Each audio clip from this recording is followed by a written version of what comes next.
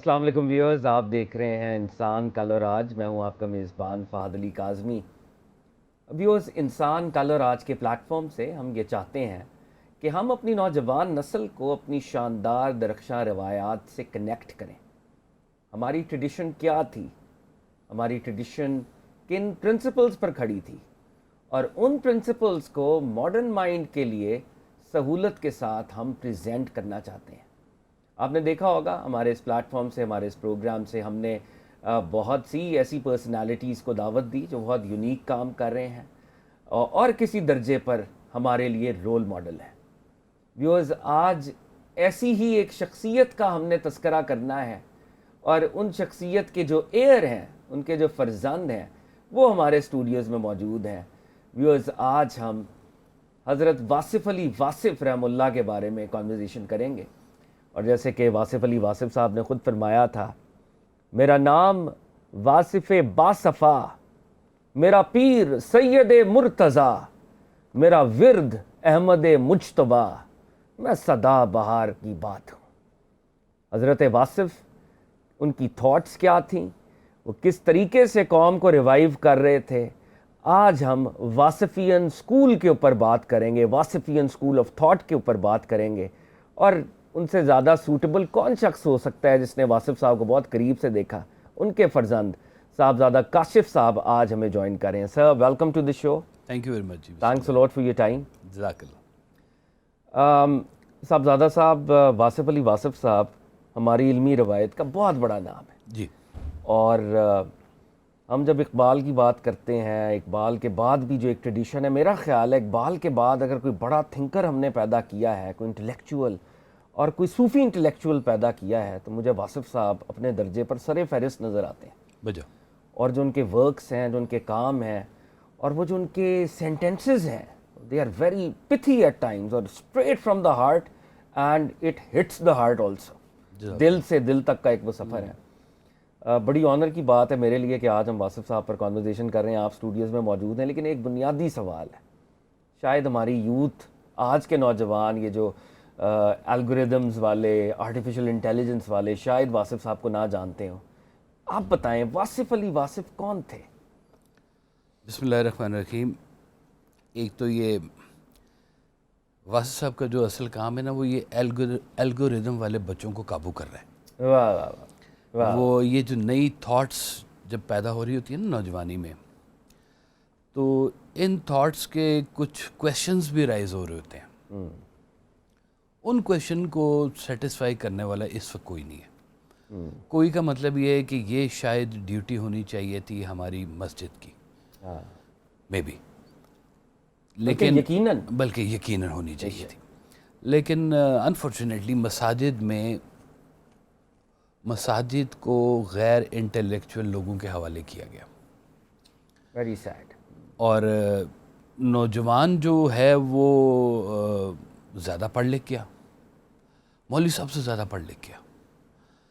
اب وہ زیادہ پڑھ لکھ گیا ہے تو اس کا فیتھ ڈیولپ نہیں ہو رہا ادھر. کویشچن ہے، اور پھر اس کو جدھر کی ہوا لگے گی وہ ادھر جائے گا. تو اس دور میں بھی صاحب نے ان لوگوں کو سب سے پہلے قابو کیا، یہ جو تھاٹ پروسیس والے لوگ ہیں. اب دیکھیں جی، اولیاء کرام کا جو سلسلہ ہے، واصف صاحب بھی اسی سلسلے کی ایک کڑی ہے.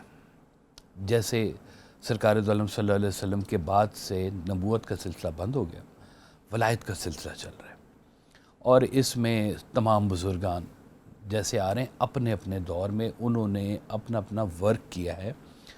اور اس ٹائم کے جو کریٹیکل جو چیزیں ہوا کرتی تھی، وہ جس کو کہتے ہیں نا کہ کریٹیکل ایشوز یا نبض جو اس معاشرے کی چل رہی ہوتی تھی، وہ اس پہ ہاتھ رکھتے تھے اور اس کو کسی طرح سے اپنے فہم سے، اپنی بصارت سے، اپنی وزڈم سے وہ اس کو اللہ اور اللہ کے حبیب صلی اللہ علیہ وسلم کی طرف رجوع کرواتے تھے. اچھا، ان اولیاء کرام نے کبھی بھی ترقی سے منع نہیں کیا، بلکہ یہ سارے بڑے they are very fond of these things, physics, chemistry, literature, science Really, mathematics sir? Really ہم تو یہ سمجھتے رہے ہیں کہ تصوف کے راہ پہ جانا ہے تو دنیا چھوڑ دینی پڑے گی، کسی غار میں بیٹھیں گے، ذکر کریں گے، مراقبے کریں گے، میڈیٹیٹ کریں گے، اس حقیقت کبریٰ پہ غور کریں گے. آپ تو کچھ اور بتا رہے ہیں بس. میں آپ کو بلکہ پکی بات بتا رہا ہوں کہ یہ اگر صرف ایسے ہوتا تو پھر ہمیں یہاں پہ بھی آنے کی کیا ضرورت تھی. اللہ کے پاس تو پہلے ہی بہت سارے فرشتے اس کی عبادت کے لیے بیٹھے ہیں. یہاں اگر اللہ تعالیٰ نے بھیجا ہے اور ایک سسٹم چلا رہا ہے تو یہ کیسے ممکن ہے کہ اس کائنات کے راز جو میتھمیٹکس میں چھپے ہوئے ہیں وہ ان پر عیاں نہ ہوئے ہوئے یا انہوں نے اس پر کام نہ کیا ہو. تو یہ میں تو آپ کو بتاؤں جتنی ہماری سائنٹیفک اچیومنٹس ہیں پرانی، جن میں جابر بن حیان ہے، ابن الہیثم ہے، اس میں کاسمولوجی ہے، اس میں کیمسٹری ہے، اس میں میتھمیٹیشنز ہیں، اس میں میڈیسن شامل ہے. یہ بھی سارے اپنے دور کے اولیاء کرام ہی ہیں جنہوں نے اس دور کے کوڈ کو توڑا اور اس کو ایک نئی جہت دی. اب جتنی بھی ہماری کہہ لیں کہ جدید سائنس چل رہی ہے وہ اس کور فارمولوں کے اوپر کام کر رہی ہے جو مسلمانوں نے ایجاد کیے ہوئے ہیں. اس کا مطلب ہے اسلام ترقی یافتہ لوگوں سے نہ جیلس ہے بلکہ وہ خود ترقی یافتہ ہے. یعنی اسلام itself is progressive. پروگریسو ہے. اور اولیاء کرام جو اسلام سے، اللہ سے اور اللہ کے حبیب سے خاص محبت کرنے والے، وہ اس کے دشمن کیسے ہو سکتے ہیں؟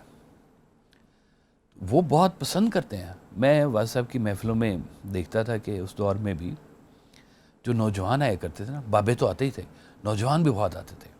اور اب بھی آپ اگر واضح صاحب کی ذرا الگوریدم کو چیک کریں نا تو واضح صاحب کے پڑھنے والے اور ان کے فالوور زیادہ تر نوجوان ہیں. ہم لوگ سیمینارز وغیرہ کرتے رہتے ہیں، کوئی نہ کوئی ایونٹ کرتے رہتے ہیں اس حوالے سے، تو ہم لوگ دیکھتے ہیں کہ 80% جو ہماری آڈینس ہے نا جی، وہ یہ 25 سے 35-40 کے درمیان میں. یعنی پیاس ہے نوجوانوں میں. پیاس بھی ہے اور ان کو یہاں پہ ان کی پیاس بجھ بھی رہی ہے. ان کو وہ اپنی لائف سے ریلیٹڈ جو پرابلمز آ رہے ہوتے ہیں کہ یہ دین ہے، یہ سائنس ہے، یہ دونوں کیسے کلیبریٹ ہوں گے، ہم لوگ کیسے چلیں گے. اور اس کو واضح صاحب نے بہت ہی آسان کر کے بیان کر دیا. واہ.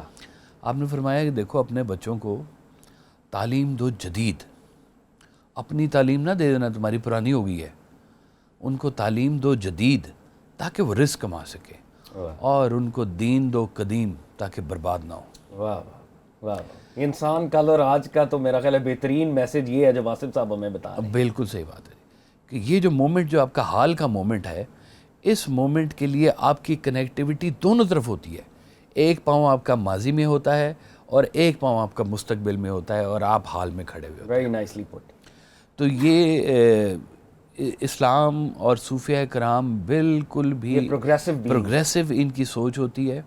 ابھی دیکھیں جس صاحب زیادہ صاحب، سوری میں انٹرجیکٹ کر رہا ہوں، لیکن میرا ایک سوال یہاں پہ آپ سے ضرور ہوگا. سوال یہ ہے، جیسے ابھی آپ نے جابر بن حیان کی بھی بات کی، جابر بن حیان کے بارے میں کہا جاتا ہے امام جعفر صادق کے اسٹوڈنٹ تھے. جی بالکل ایسے، ون آف دا اسٹوڈنٹس. جی بالکل ایسے. اور آپ ہی کی وہ بات آگے بڑھتی ہے کہ اس کا مطلب ہے کہ یہ لوگ بھی اس دور کی جو اسپریچول اتھارٹیز تھی ان کے ساتھ کنیکٹڈ تھے اور پھر یہ غور و فکر تدبر کر رہے تھے. آپ الخوارزمی کی بات کر لیں، الجبرا کی بات کریں، ماڈرن میتھمیٹکس وہاں سے شروع ہوتا ہے.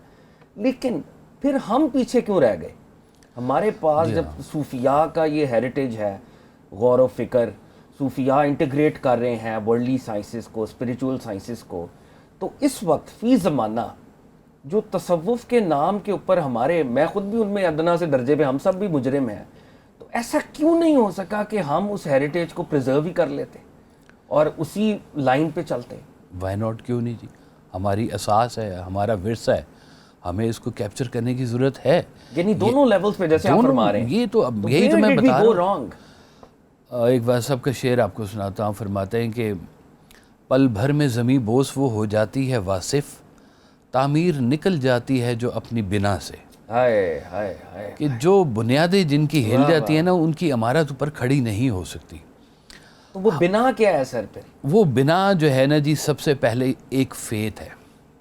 ہم لوگ آج ایک بریڈ اینڈ بٹر کے زبردست قسم کے کرائسس میں سے چل رہے ہیں جی. ہم لوگوں کے ایشوز اور زیادہ بڑھتے جا رہے ہیں، اور اس کی ایک بہت بڑی وجہ ہمارا فیتھ کا کم ہونا بھی ہے۔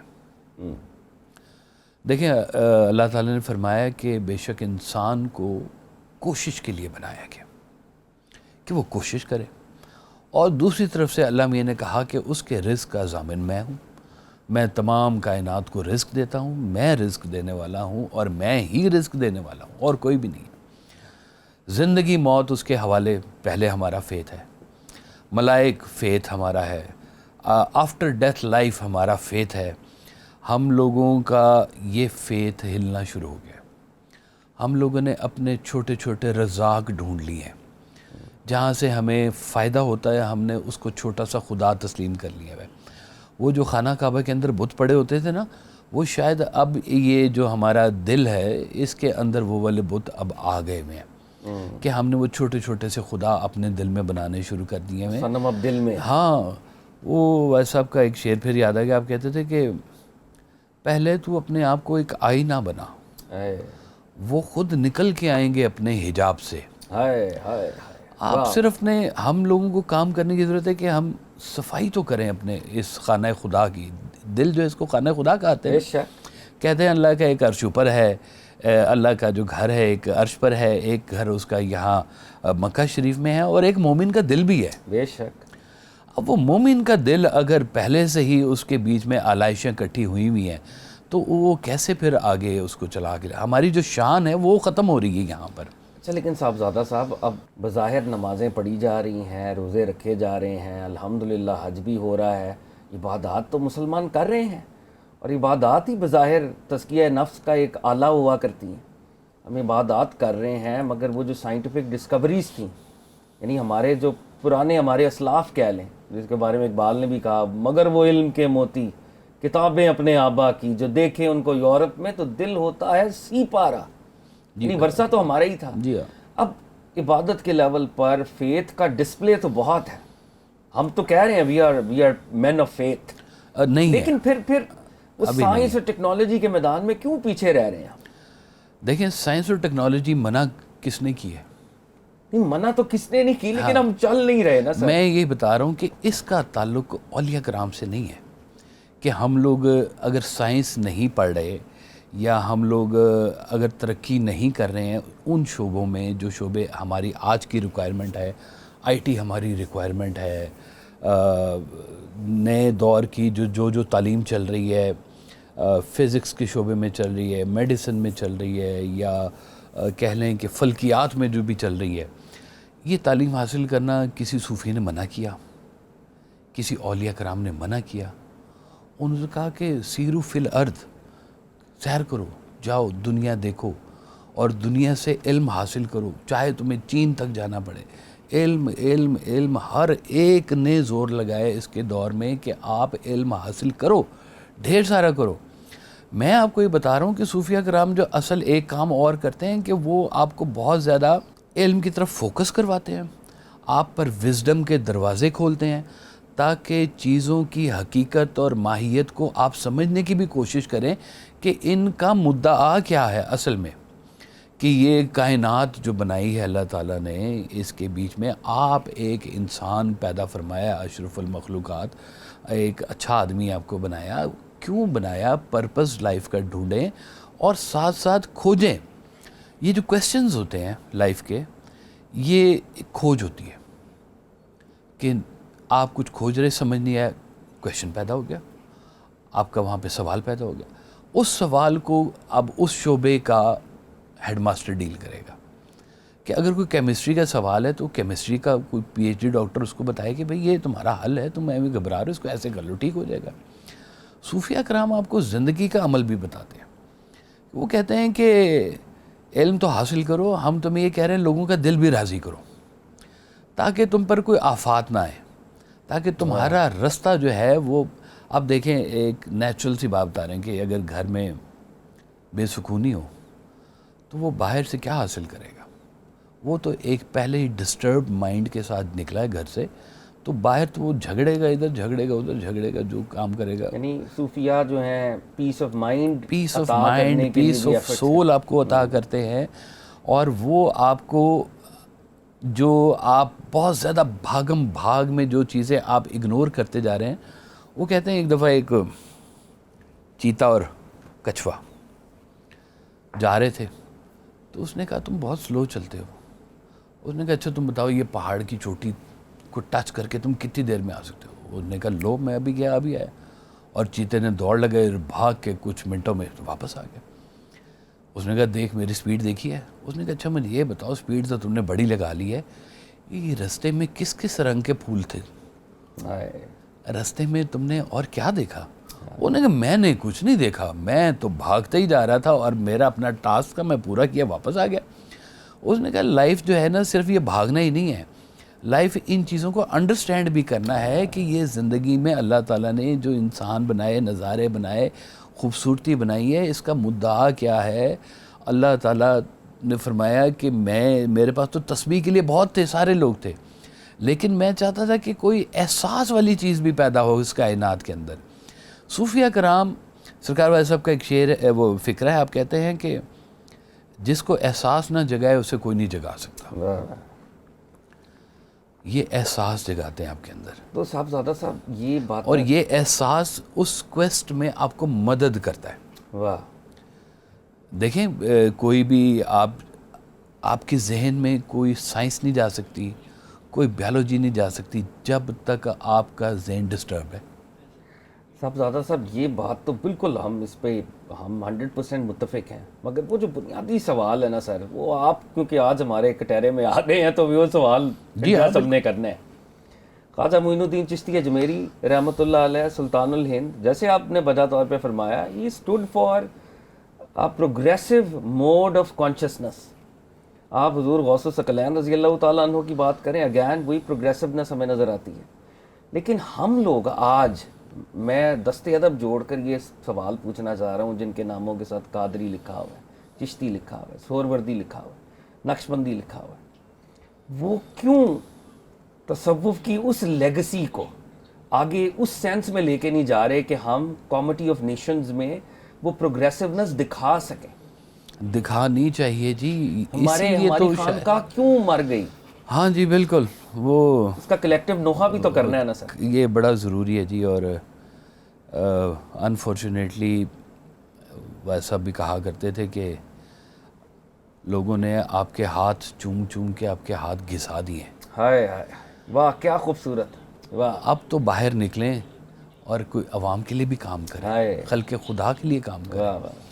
وہ خلق خدا والے کام جو ہے نا جی, اب شاید اپنی ذاتی مفاد میں کہیں کنورٹ ہوتے جا رہے ہیں. خلق خدا تو پیورلی اللہ کا کام, اللہ کی خدمت کا کام, اس کی مخلوق کی خدمت کا کام. بھوکے کو کھانا نہیں مل رہا تو کھانا کھلا دو, لیکن اگر اس کا خیال بھوکا ہے تو اس کو رزق کون دے گا؟ واہ واہ واہ, خیال بھی تو بھوکا ہوتا ہے. بے شک. ان لوگوں نے صرف وہ حضرت خواجہ معین الدین چشتی علیہ رحمہ نے 100 من کی دیگ نہیں بنائی, اس وقت کے 1 لاکھ لوگوں کو ان کی ڈائریکشن بھی ٹھیک کی. وہ کھانا کھلانے سے ٹھیک نہیں کی, دیگ بعد میں بنی ہے.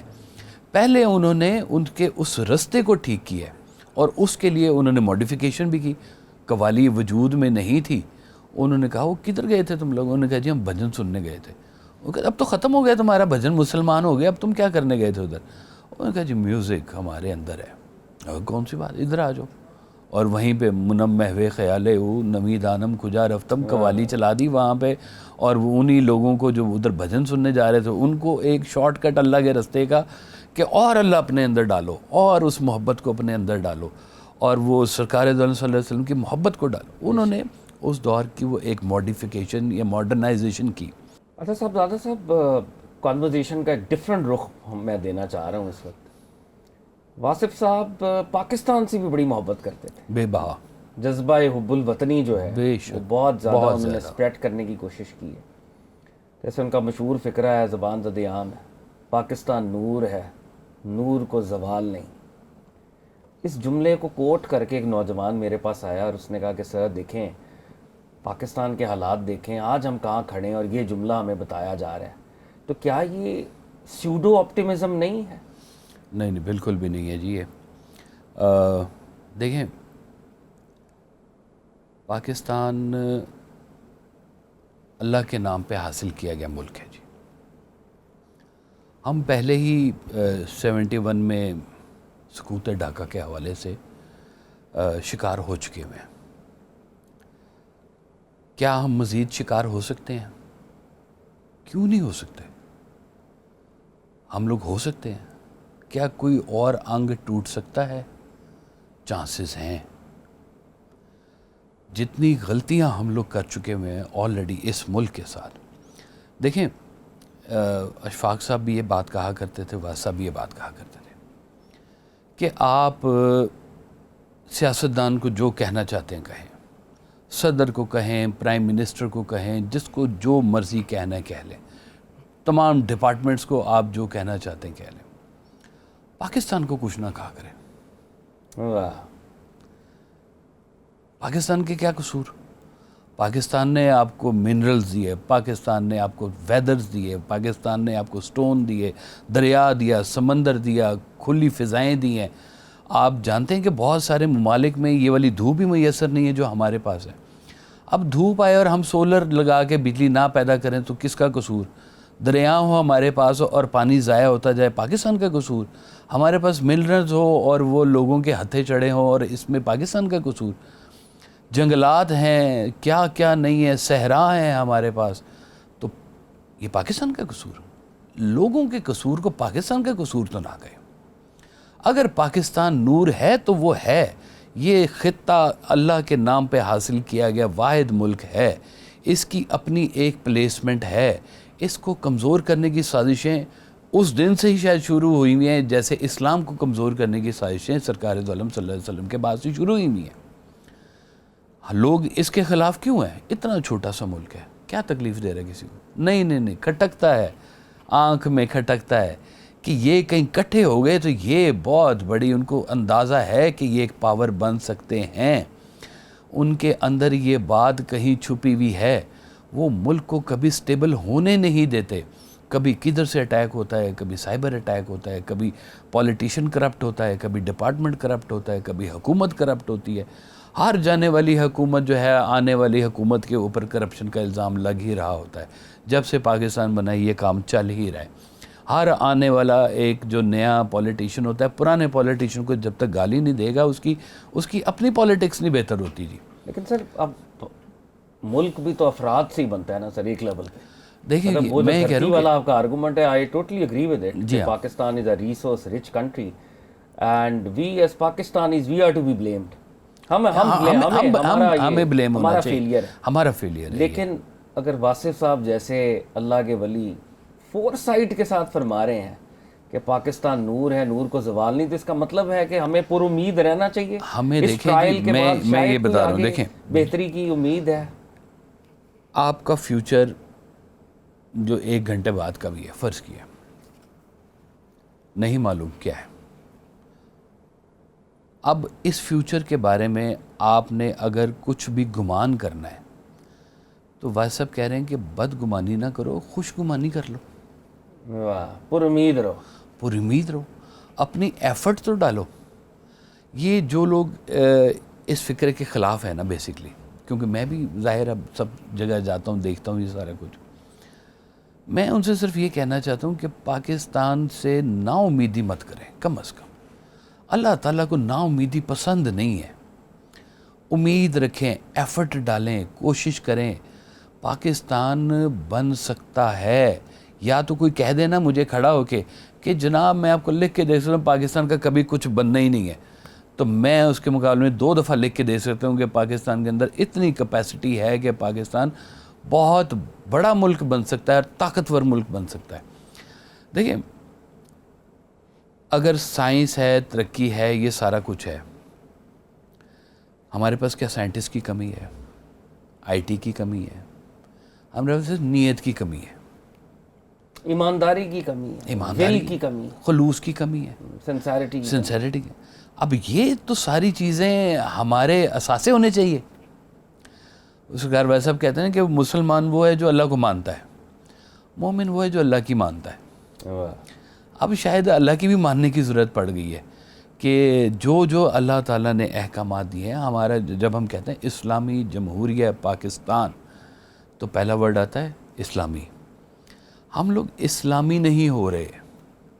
ہم لوگوں کی جو انسپریشن ہے وہ باہر کی دنیا, یورپ کی دنیا اور ادھر کا ماحول اور انگلش ماحول, وہ سارا چلتا جا رہا ہے. ہم لوگ ان کاموں کے لیے نہیں ہیں, ان بے حیائیوں کے لیے نہیں ہیں. ہم لوگوں کی طاقت جو ہے وہ اور طرح سے ہے. دیکھیں, اسپرچول طاقت ہے. یہ کس نے منع کیا کہ آپ گاڑی نہ بنائیں؟ کیا اسپرچولیٹی منع کرتی ہے کہ آپ نے جاپان کی گاڑی استعمال کرنی ہے؟ مطلب آپ کا آرگومنٹ جو میں سمجھا ہوں ابھی تک کہ دنیا میں ٹیکنالوجیکلی اپنے آپ کو ماڈرنائز کرنا ایک اور بات ہے. ایک اور بات ہے. Quran is the word of God. This universe is the work of God. Work of God. Word of God اور ورک آف گاڈ میں کبھی تضاد یا کانٹرڈکشن نہیں ہوتی. نہیں ہوتا. یہی تو میں کہہ رہا ہوں کہ اللہ والوں کی باتوں میں بھی کنٹرڈکشن نہیں ہوتا. اب دیکھیں, یہ جو دو فیکٹر جن کو لے کے لوگ کنفیوز ہوتے ہیں, ایک کا تعلق روح کے ساتھ ہے, ایک کا تعلق سمجھ لے جسم کے ساتھ ہے. کہ سائنس آپ کو کمفرٹ دے رہی ہے, آپ کے لیے آسانیاں پیدا کر رہی ہے. یہ بیٹھے ہیں, یہ دور چلے گئے ہیں ہم لوگ, یہ میڈیا آ گیا ہے, یہ ٹی وی آ گیا ہے, یہ چیزیں آ گئی ساری. اس کا تعلق مذہب سے تو نہیں ہے. گاڑی بنانی ہے, اس کے بیچ میں کوئی مذہبی فارمولہ تو نہیں لگتا. کوئی نہیں, اگر کوئی فون آ گیا ہے نیا تو اس کے بیچ میں مذہب کا کوئی تعلق تو نہیں ہے. آپ کو مذہب نے منع کیا ہے کہ آپ وہ کام کریں, آپ کریں, 100 دفعہ کریں. آپ سے کس نے کہا ہے کہ لوگوں کی بنائی ہوئی چیزیں استعمال کریں؟ اپنی بنائیں, کیوں نہیں بناتے؟ اس کا تعلق سائنس سے ہے. اور مذہب کا تعلق ہے آپ کی آفٹر لائف کے ساتھ. یہ بات بڑی ضروری سمجھنے کی کوشش کریں کہ ہمارا فیتھ ہے کہ اس زندگی کے بعد ہماری دوسری زندگی نے آنا ہے, اور وہ دوسری زندگی میں ہم سے پوچھا جائے گا. اس زندگی کے بارے میں سوال پوچھے جائیں گے. اور مذہب اور دین خاص طور پہ اس زندگی میں بھی ہمیں ریگولیٹ کرتا ہے نا. وہ ریگولیشنز بھی ہیں. ان ریگولیشنز پہ چل کے آپ آفٹر لائف میں سیلویشن یا سکسیس یا فلاح پا سکتے ہیں. جی, اب فلاح کا طریقہ ہے یہاں پر جو بھی بزرگوں نے بتایا ہے. بے شک. تو فلاح کے طریقے کو روح کے ساتھ رکھیں, سائنس کے طریقے کو سائنس کے ساتھ رکھیں, ایڈمنسٹریشن کو ایڈمنسٹریشن کے ساتھ رکھیں. ان چیزوں کو مکس کرنے کی ضرورت نہیں ہے. اس میں کنفیوز بھی ہونے کی ضرورت نہیں ہے. لیکن مطلب صاحبزادہ صاحب, ہمیں یہ بھی تو کہنا چاہیے نا کہ یہ چیزیں واٹر ٹائٹ کمپارٹمنٹس بھی نہیں ہیں, ان کا ملاپ بھی ہے. مطلب ہمارا سیکولرزم کے ساتھ جو بنیادی اختلاف ہے, جب وہ اسٹیٹ کو ریلیجن سے علیحدہ کرتے ہیں, تو ہمارا تو اختلاف یہ ہے کہ اسٹیٹ کے اندر ریلیجن ہے. ہماری اسٹیٹ ہی ریلیجن کے نام پر بنی ہوئی ہے. یہ میں آپ کو بتا رہا ہوں کہ ہماری اسٹیٹ ہی ریلیجن کے نام پر بنی. انٹیگریشن کی بات بھی ہے. اب آپ کہہ رہے ہیں, یہ جو بچے جو نا امید ہوئے ہیں وہ یہ کہہ رہے ہیں کہ مخلص بندے نہیں ہیں, اخلاص کی کمی ہو گئی ہے, کرپشن کی زیادتی ہو گئی ہے. اب یہ ساری کہہ لیں یہ روحانی بیماری ہیں ایک قسم کی, کہ یہ جو کرپشن ہو رہی ہے, یہ مطلب میڈیسن میں تو کہیں کرپشن کا علاج نہیں ہے کہ کون سا ٹیکہ لگائیں تو اس کی کرپشن ٹھیک ہو جائے گی. واہ واہ واہ, ٹھیک ہے نا. اب یہ سائنس تو اس کو ٹھیک نہیں کر رہی ہے. میں آپ کو یہ بتا رہا ہوں کہ یہ جو روحانی سلسلے ہوا کرتے ہیں, یہ آپ کے جو ایتھیکل کوڈز ہیں ان کو سٹرونگ کرتے ہیں. جب آپ ایتھیکلی سٹرونگ ہوں گے, یہ ملک آپ کا آٹومیٹکلی سٹرونگ ہوگا. ہمارے پاس آلریڈی چیزیں ساری کی ساری موجود ہیں. ان صوفیہ کرام نے تو ہمیں اس کو یوٹیلائز کرنے کا طریقہ بتا رہے ہیں کہ اخلاص سے کیسے کرنا ہے. تو ہم اس لیے کہتے ہیں کہ جو ٹرو صوفیزم ہے وہ تو آف کورس سنسیرٹی کی بات کر رہے ہیں, لیکن جو تصوف کے نام پہ جو دھوکہ ہے, اور جیسے ہم آف دا ریکارڈ بھی بات کر رہے تھے, کچھ ہماری ہی غلطیوں کی وجہ سے اغیار کو بھی ہمیں تانا دینے کا موقع بھی مل رہا ہے. اور اقبال نے بھی وہ ان کی ایک نظم ہے, آپ کی بات سے مجھے یاد آ رہی ہے, باغی مرید ہے ضرب کلیم کے غالباً یا بال جبریل میں, ہم کو تو میسر نہیں مٹی کا دیا بھی, گھر پیر کا بجلی کے چراغوں سے ہے روشن. بالکل, شہری ہو دیہاتی ہو مسلمان ہے سادہ, مانندے بتاں پجتے ہیں کعبے کے برہمن. تو ہم نے تو صوفیاء کے نام پہ کعبے کے برہمن ہم بنا رہے ہیں. وہ جو مساوات تھی, ایکوالٹی, برابری, محبت, وہ تو مجھے نہیں کسی حلقے میں نظر آ رہی. اگر آپ کو کہیں آتی ہے تو سر میں تو تھوڑا نا امید ہی ہو رہا ہوں یہاں. واحد صاحب کا ایک شعر ہے کہ خود فراموش تیرے عرش کو چھو کر آئے, واہ, خواجگی جبہ و دستار سے آگے نہ بڑھی. ہائے ہائے ہائے ہائے, واہ واہ. پھر اسے آپ کہتے ہیں کہ وہاں ہوئی ہے مسخر خلا کی پنہائی، ہاں یہاں دھری ہے ابھی تک مزار پر دستار۔ ہائے ہائے واہ، مطلب جو صوفیہ کرام کا جو اصل کام ہے، واحد صاحب نے اس وجہ سے اس پورے سسٹم کو اس طرح سے اڈاپٹ نہیں کیا۔ ہاں اب وہ لیکن وہ یہ بھی کہتے تھے کہ اتنا سچا فارمولہ ہے یہ والا صوفیہ کا کہ جھوٹا بھی یہ والا یونیفارم پہن کے بیٹھ جائے نا تو بزنس اس کا بھی چل جاتا ہے۔ واہ واہ واہ، مطلب لباس کے اندر اتنی بزرگوں نے سچائی پیدا کی ہوئی ہے اس یونیفارم کے اندر کہ جھوٹا بھی اگر وہ پہن کے بیٹھا ہوگا نا تو تھوڑی دیر کے لیے وہ دھوکہ کھا جائیں گے۔ جیسے وہ حضرت میاں میر اللہ رحمہ کی کہانی ایک سناتے ہیں کہ پرندہ بیٹھا تھا تو ایک صوفی بیٹھا تھا وہ پرانا شکاری، پرندہ بڑا اس کو پسند آیا، اس نے نکالا تیر کمان اٹھا کر کے مار دی، کہنا پرندہ بول پڑا، انہوں نے کہا دھوکہ ہو گیا میرے ساتھ، میں تجھے صوفی سمجھ رہا تھا، مجھے پتا تو شکاری ہے نا تو میں کو اپنا بندوبست کرتا، میں کہا صوفی ہے عاملہ سا بندہ ہے تو میں تو اس چکر میں مارا گیا ہے، تو شکایت ہو گئی پرندے کی ہے۔ تو یہ ہے زاغوں کے تصرف میں عقابوں کا نشیمن۔ اب یہ عقابوں کے نشیمن ہے، یہ آپ کو فیتھ دیتے ہیں، طاقت دیتے ہیں، معاشرے میں لڑنے کی حقیقت بتاتے ہیں۔ اللہ کے جو نشیمن تو عقابوں کے تھے نا سر، لیکن زاغوں کے ہاتھ میں زاغوں کے ہاتھ میں ہے۔ یہ نوحہ بہرحال ہے۔ اچھا واصف صاحب کے بارے میں دو تین چیزیں میں آپ سے پوچھنا چاہوں گا۔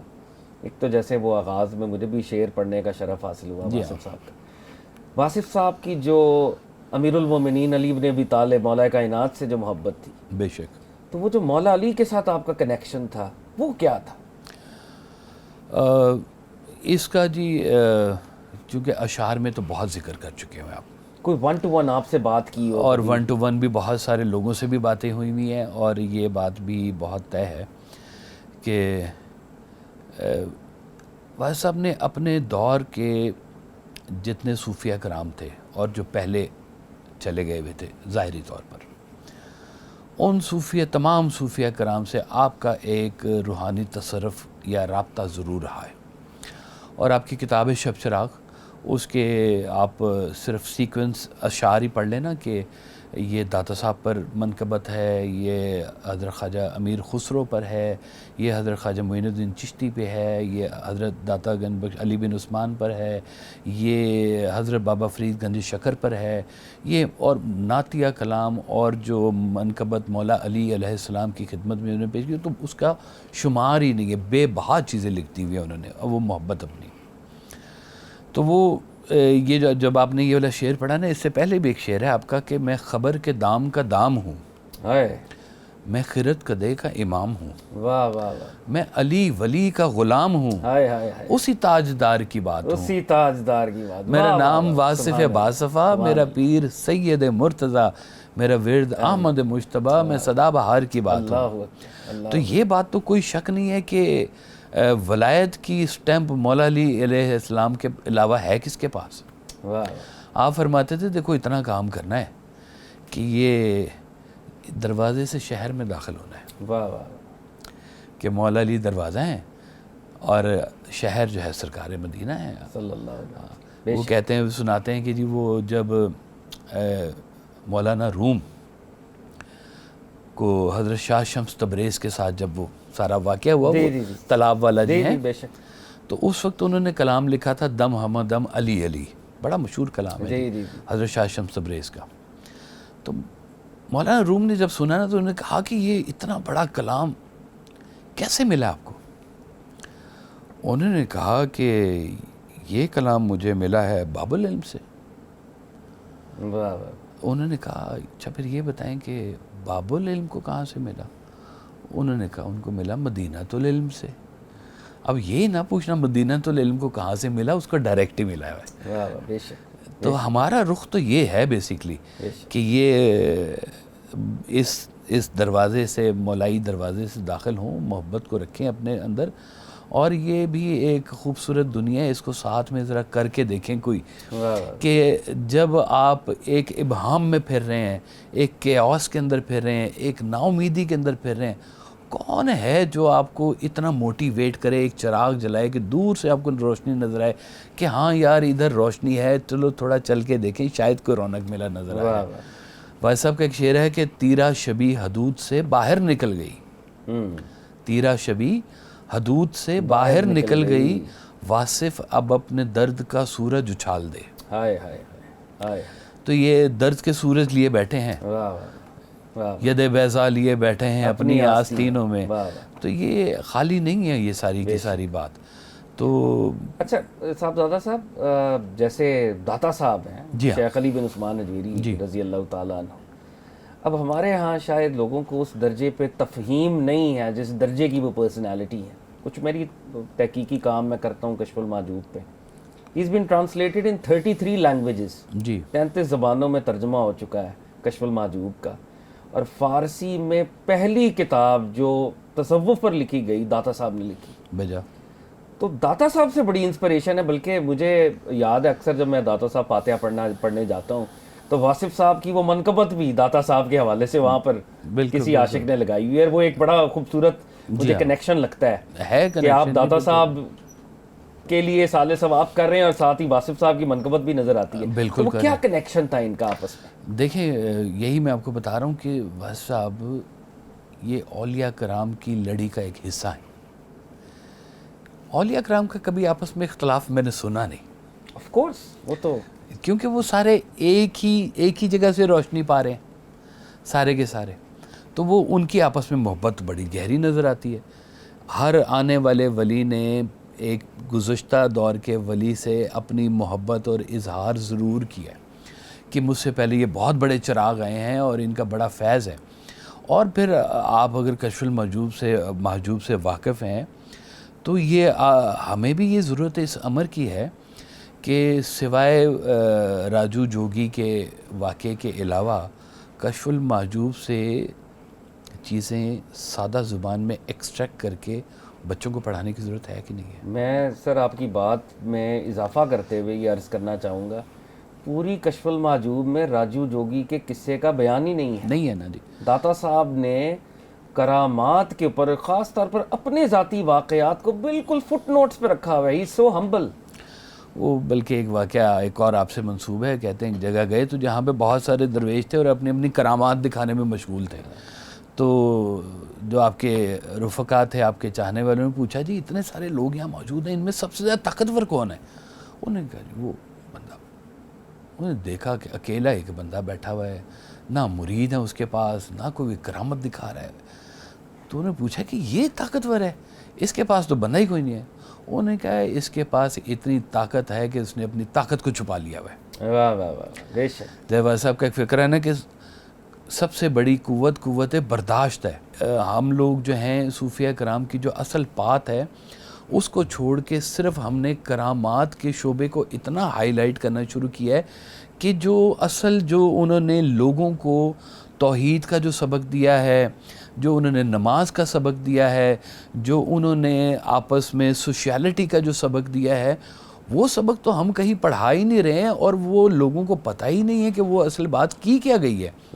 और हम सिर्फ जो है ना जी वो जैसे उड़ाने के ऊपर बैठे हुए हैं कि जी ये इतने दर्जे के बुजुर्ग। भाई दर्जे उनके लिए हैं, आप अपने दर्जे को तो देखो किधर हो। उस दर्जे में आपके लिए क्या बात। जैसे सरकार वैसा फरमाया करते थे कि कुरान पढ़ने से पहले अपना एक नाम रखो, तुम कौन हो, क्या तुम मुसलमान हो? अगर मुसलमान हो तो पक्के मुसलमान बन के पढ़ना, मोमिन हो पक्के मोमिन हो के पढ़ना, काफर भी हो पक्के काफर हो के पढ़ना, मुनाफिक हो तो मुनाफिक भी पक्का मुनाफिक हो के पढ़ना, इधर उधर ना होना। जब तुम अपना एक नाम रख लोगे फिर तुम्हें इसमें से बात मिलेगी कि तुमसे मुतालिक कुरान ने तुम्हें क्या कहा है। वाह वाह। मोमिनीन के लिए तो बशारते ही बशारते हैं मोमिनीन के लिए, तो मुनाफिकीन के लिए भी कोई बात है इसके बीच में। कहते हैं हासिदीन के लिए भी बात है इसके बीच में। कहते हैं वो जो फूंकने वालियों के लिए भी कोई बात है इसके बीच में। साहबजादा साहब हमारा तो हम तो इस गए गुजरे ज़माने में है कि हमारे निफाक में भी मुनाफिकत है, मुनाफिकत में भी उधर भी परफेक्शन नहीं। कहते हैं कि वो हो सकता है एक सच्चा काफिर बख्शा जाए, लेकिन ये नहीं हो सकता कि एक मुनाफिक मुसलमान बख्शा जाए। हाय हाय, बेशक हो सकता है सच्चा काफिर बख्शा जाए, ये नहीं एक बिल्कुल वो एक अपने कॉन्टेक्स्ट की ये बात है। अगर लोग इसको लिटरली ना लें, हाँ, कि एक मेटाफोरिकल बात है। मुनाफिक کی بنائی ہوئی تو مسجد کو سرکار دو عالم نے شہید کروا دیا, بے شک مسجد زرار. مسجد زرار کو جی. تو کوئی بات ہے کہ منافقت نہیں چلتی شعبے میں, کسی بھی شعبے میں.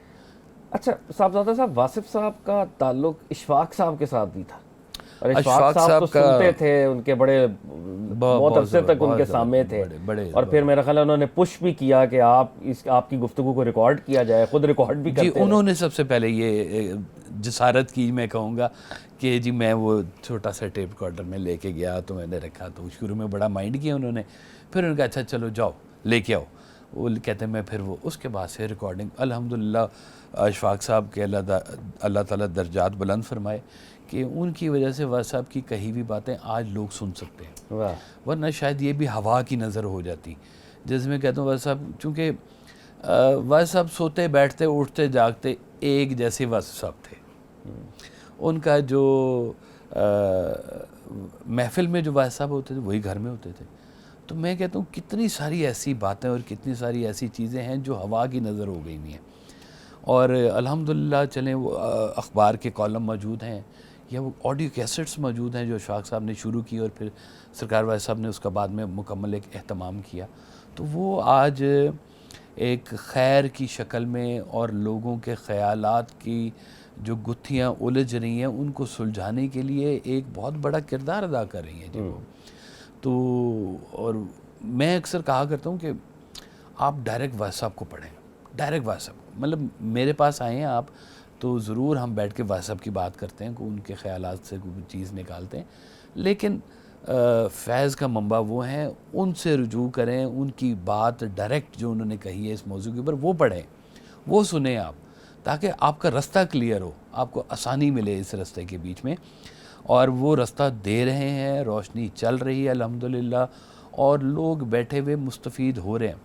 واصف صاحب کا یہ سب سے بڑا جو کمال تھا نا, اشفاق صاحب بھی جس کو بڑا مانتے تھے, کہ ایک فکرے میں پورے موضوع کی گتھی سلجھ جاتی تھی. ہاں بے شک.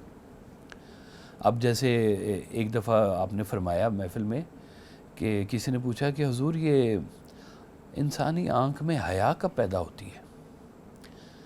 تو آپ نے فرمایا جس دن تمہاری آنکھ میں تمہاری بیٹی کا چہرہ آ جائے گا اس دن تمہاری آنکھ میں حیا پیدا ہو جائے گی. اللہ. پھر آپ نے فرمایا یہ جو میں نے ابھی تمہیں بات کی ہے نا, 40 دن تم ٹھنڈے پانی میں کھڑے ہو کے چلا کاٹو گے نا, تو اس کے بعد یہ بات سمجھ میں آئے گی جو میں نے تم میں ابھی ریوڑیوں کی طرح سے بانٹ دی ہے. ہائے ہائے. یعنی کہ جو بزرگان دین چلے کروایا کرتے تھے, اس کے بعد جو انعام کے طور پہ ہوتا تھا وہ کوئی بات ہوتی تھی. تو ایسا کہا کرتے تھے محفل میں لوگ نا, ان کے چہرے میں ایک بڑا سحر تھا, کلین شیو تھے لیکن وہ تھا ایک بڑا کلندرانہ چہرہ تھا جی وہ. تو آپ فرماتے تھے کہ میں ابھی ایک بات ہوں, میری بات غور سے سنا کرو. واہ واہ واہ واہ واہ. تو وہ بات کے اندر تاثیر بھی اسی وجہ سے تھی کہ یہ اشفاق صاحب جانتے تھے, کہتے ہیں میں جانتا ہوں کہ فکرہ شناسی کیا ہے, فکرہ کنسٹرکٹ کیسے ہوتا ہے, یعنی یہ کرافٹسمین شپ نہیں. ہاں, تو وہ کہتے تھے یہ ہمیں پتہ ہے کہ یہ ہم بنا رہے ہیں, اور یہ جو ہے یہ ایک نزولی فارمولہ ہے, یہ کرافٹسمین شپ نہیں ہے, یہ کرافٹسمین شپ نہیں ہے واصف صاحب کی, جو ہے یہ بڑی نزولی کیفیت چل رہی ہوتی اب تھی. جیسے آپ بات کر رہے تھے تو مجھے واصف صاحب کی وہ لائن یاد آ رہی تھی, نبی کی بات باتوں کی نبی ہوتی ہے. دیکھ لیں جی, اب یہ ایک نیچرل, یہ آپ کا ایک نیچرل سٹائل ہوا کرتا تھا جی. کہ اچھا ایک اب ہم کنکلوژن کی طرف بڑھ رہے ہیں صاحبزادہ صاحب. واصف صاحب واز یور فادر, اور دنیا بھر میں ہم نے یہ دیکھا ہے کہ بہرحال ایک مشکل ضرور ہوتی ہے کہ جب آپ ایک بڑے فرد کے بیٹے ہوں, جس کا پبلک فگر ہو, جو اسپریچول پرسنالٹی ہو, لوگ ملتے جلتے ہوں, تو ایٹ ٹائمز اولاد جو ہے کہیں پہ کمپرومائز ہو جاتی ہے, پیرنٹس اتنا ٹائم نہیں دے پاتے, تربیت کے وہ لمحات جو وہ پبلکلی دے رہے ہوتے ہیں, ایٹ ٹائمز یہ دیکھا گیا ہے کہ اولاد کو اتنا ٹائم نہیں ملتا. پھر ایک یہ بھی معاملہ ہوتا ہے کہ باہر آپ بڑے نرم ہیں اور گھر میں آپ بڑے سخت ہیں, وہ ڈسپلینیرین ہیں. تو واصف صاحب بحیثیت فادر, کیا وہ آپ کے ساتھ سخت تھے, نرم تھے, انہوں نے آپ کو کیسا وقت دیا, یہ ان کی ہیومن سائیڈ بھی ہم جاننا چاہیں. جی ضرور. میں آپ دیکھیں جی, کتنے سارے اولیاء کرام ہیں جنہوں نے شادی نہیں کی, جی, جو مجرد تھے, جو مجرد ہیں جی, اور وہ شاید اس لیے نہیں کی کہ وہ اپنے پورے وقت کو اللہ کے نام پر وقف کر چکے تھے سارے کا سارے. بے شک. لیکن اگر کرتے تو وہ ان کا خیال بھی ویسے ہی کرتے جیسے اپنے مرید کا کرتے. واہ یہ میں کو پکی بات بتا رہا ہوں 100 کیونکہ میں نے اپنی زندگی سے سرکار وائس صاحب کو کبھی غافل نہیں دیکھا کہ میں کیا. یس وہ ہر وقت جو ہے نا ان کو پتہ ہوتا تھا میں کدھر ہوں, میں کیا کر رہا ہوں, اور ہر چیز کے اوپر ان کی بھرپور نظر ہوتی تھی. تو آپ کی سکولنگ وغیرہ, رپورٹ کارڈ, رزلٹ کارڈ دیکھا کرتے؟ میں کہتا ہوں مجھے روز اسکول چھوڑنے جاتے تھے, لینے جاتے تھے. اتنی مصروفیت میں اپنے بچوں کے ساتھ یہ کام نہیں کر سکتا. بڑا مشکل کام ہے کہ جناب سال کے اتنے دن آپ نے صبح بچوں کو لے کے جانا ہے, پھر ٹائم پہ ان کو لے کے آنا ہے, پھر مجھے پڑھانا ہے. پڑھاتے بھی تھے؟ مجھے پڑھاتے بھی تھے, یعنی ایک 1-to-1 سیشن. 1-to-1 سیشن, اور وہ ٹیکسٹ بکس اور وہ والی تعلیم کی بات ہو رہی ہے. ایک دن مجھے کہتے ہیں میٹرک کی بات ہے, کہتے ہیں اردو کا پیپر ہے. میں کہ جی خطوط غالب پڑھ لی تم نے؟ میں کہ جی بس وہی نہیں پڑھے, باقی سارا پڑھ لیا. میں ذرا تھوڑا سا وہ ہوتا تھا کہ تھوڑا پڑھ لیا تو زیادہ کر دیا, ایسے ٹائپ تھا میں. تو میں نے کہا جی 10 سوال آنے ہیں, تو یہ 2-3 سوال زیادہ سے زیادہ خطوط غالب سے آ سکتے ہیں, تو 5 کرنے ہوتے ہیں. تو میرے پاس تو پوری بک مجھے یاد ہے, یہ خطوط غالب کہتے ہیں. کہتا ہوں پڑھنے میں کیا تھا تمہیں کہ اس کو پڑھ لے, چلو کھولو کتاب. انہوں نے مجھے اس وقت بیٹھ کے خطوط غالب فٹافٹ ایسے کر کے گھنٹہ 1-1.5 لگا, پڑھا دی, سارے خطوط پڑھا دی. نیکسٹ ڈے 6 سوال خطوط غالب میں سے آئے جناب, بچا لیا مجھے. تو وہ کہتے تھے دیکھو علم کا, تجربے کا کوئی شارٹ کٹ نہیں ہوتا. It's a process, ongoing process ہے. آپ کہتے تھے کسی درویش نے اپنی زندگی کے آخری سانس تک سیکھنے کا عمل بند نہیں کیا. واہ واہ واہ, کیا خوبصورت. تو ہمیں تو یہ تعلیم ملی ہے کہ سیکھو, ساتھ ساتھ سیکھو, ساتھ ساتھ کھلا رکھو اپنے آپ کو. ویسا اپنے گرنا ادب کی دیوار کو اتنا بڑا نہیں رکھتے تھے کہ لوگ ان تک پہنچنے کی مشکل ہو جائے. واہ واہ واہ, کیا خوبصورت کہا. ادب کی دیوار کو اتنا اونچا نہیں کرتے تھے کہ لوگ پہنچ ہی نہ سکیں, لوگوں کی رسائی نہ ہو. واہ واہ. تو وہ ہم نے سیکھا, ہم نے بھی اس کو فالو کیا الحمدللہ. کہ یار یہ جو ہے نا لوگ اس میں پھنس جاتے ہیں. پھر ہم نے دیکھا ہے کہ لوگ چونکہ اصل بات بتانا نہیں چاہتے اس لیے دیواریں اونچی کر دیتے ہیں, یا اصل باتیں ان کو پتہ بھی نہیں ہوتی ہیں شاید. تو یہ واز صاحب کا جو ہے یہ تو شعبہ کھلا پڑا ہوا ہے. آپ مکمل پیر بھی تھے اور پیری سسٹم بھی نہیں اڈاپٹ کیا آپ نے. ہم نے گھر کے اندر وہ پیر خانہ نہیں بنا, نذرانے نہیں بنے, ہمیں محنت کا سبق دیا گیا, کاروبار سکھایا گیا, MBA کرایا گیا, نوکریاں کرائی گئیں, جو کچھ تھا. کہتے تھے زندگی سادہ گزارنا بہت مشکل بات ہے. اتنی میں حیران ہوتا تھا کہ واز صاحب کے پاس اتنی طاقت, اتنا وزڈم, اتنی بات, اتنی دنیا بیٹھی تھی آپ کے پاس آ کے, اور اتنی سادہ زندگی کہ صبح سبزی لینے بھی چلے گئے ہیں, تو گوشت لینے بھی چلے گئے ہیں, تو مجھے اسکول بھی لینے چلے گئے. ایک دن مجھے واپسی کہتا ہوں ویڈیو گیم کھیلی کبھی تم نے؟ میں کہا نہیں جی کبھی نہیں کھیلی. نہیں آئی تھی ابھی, نہیں.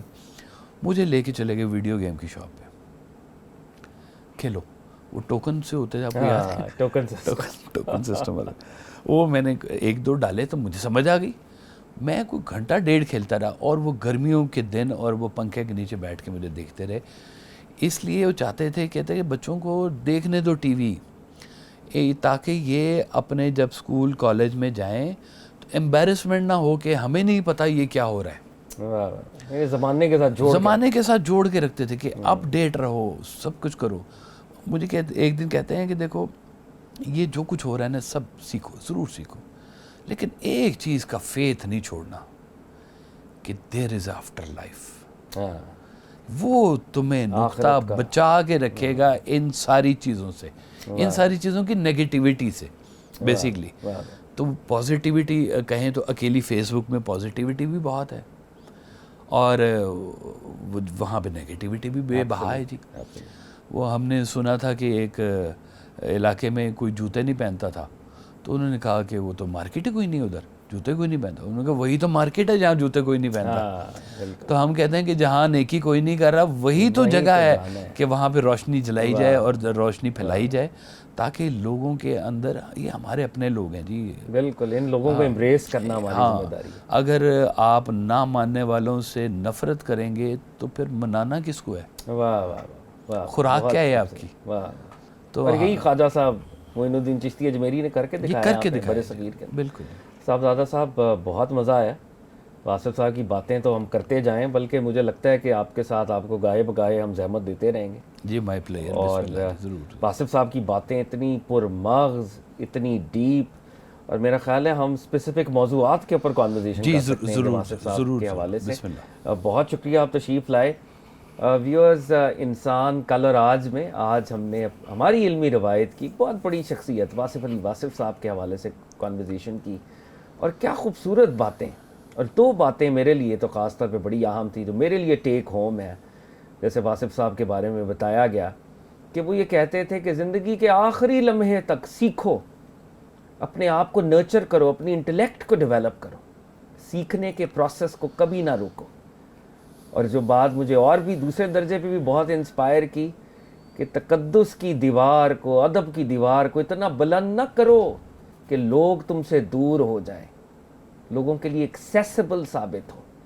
یہ وہ رویے ہیں, علم کا رویہ, ایکسیس کا رویہ, جو آج ہمارے پیران اعظام نے سیکھنا ہے, جو آج کے ماڈرن صوفیاء نے سیکھنا ہے, آج ہمارے سلسلوں نے سیکھنا ہے, تاکہ ہم کسی درجے میں شیخ عبد القادر جیلانی کی جھلک بن سکیں, داتا صاحب کی جھلک بن سکیں, خواجہ معین الدین چشتی اجمیری کا عکس بن سکیں. ویورز, آج کا پروگرام انسان کل اور آج کی یہ ایپیسوڈ اپنے اختتام کی جانب پہنچتی ہے. اپنی فیڈ بیک سے ہمیں ضرور نوازیے گا. This is your host Fahad Ali Kazmi signing off. Keep watching Alif tele vision.